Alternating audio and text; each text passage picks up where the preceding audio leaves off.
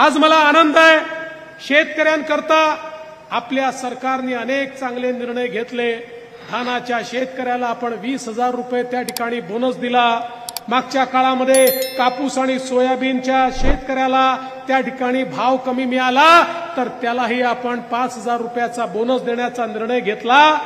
मला सांगताना आनंद वाटतोय, पुढच्याच आठवड्यात 21 तारखेपासून शेतकऱ्यांच्या खात्यामध्ये पैसे जमा करणं आम्ही सुरू करणार आहोत।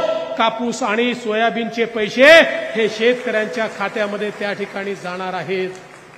मला अनेक शेतकऱ्यांनी सांगितलं की आम्हाला एक अडचण वाटते, जी तुम्ही ई पीक पाहणी केली ते ई पीक पाहणीमध्ये आमचं नाव आलं नाही, आम्हाला हे पैसे मिळतील की नाही।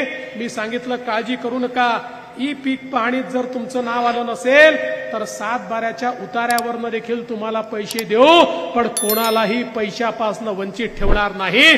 सगळ्यांना हे पैसे देण्याचं काम आपण करू।